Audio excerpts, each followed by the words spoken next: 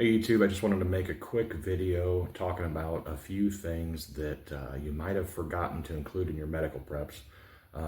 Most of us have a trauma kit of some sort. We're not going to talk about that. We're going to talk about more boring things, but I think important things. So first thing I want to mention is hydration salts.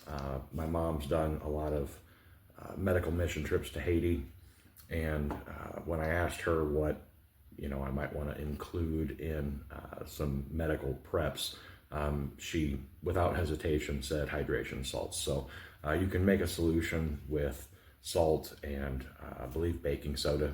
You might want to do your own research there. Don't take my word for it, but and that's a great bit of knowledge to have written down somewhere. But I just have some electrolyte tablets here.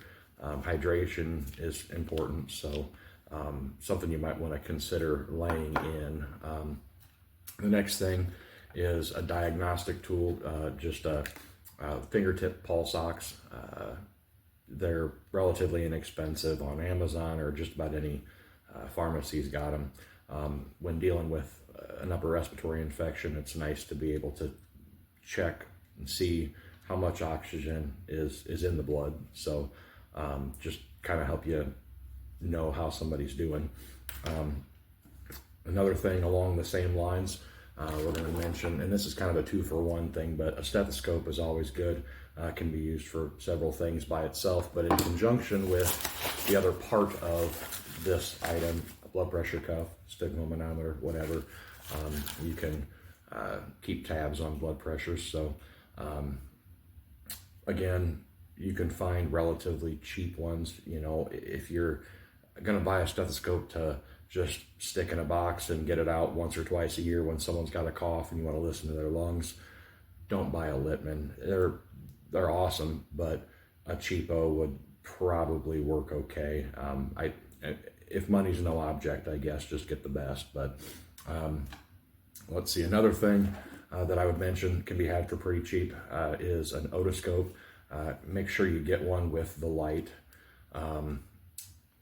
Again, if you have, you might have multiple times that you could use something like this just in everyday life, especially if you have a toddler that's prone to putting rocks from the playground in their ear, or a floppy-eared hound dog. You need to keep tabs on the health of the ears there. An otoscope is a really handy tool for that.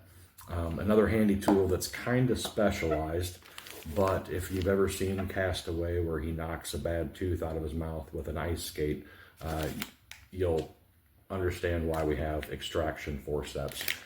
You can get whatever level of dental kit you want put together, but I think that a specialized tool like this would work a lot better than just a pair of pliers for removing a bad tooth. But a rotten tooth, an infected tooth can kill, so you really want to do what you can to take care of your teeth and be able to handle other emergencies there. So anyway, that's just a list of 5.5 things that you might not have thought of to lay in. The other thing I wanted to mention, kind of as a bonus, is training. I'm sure you guys are well aware of this, have heard it elsewhere, but especially if you live in a rural area with a volunteer ambulance squad, quite often they will pay for your EMT training as long as you agree to work for them, with them, volunteer with that agency for a certain length of time.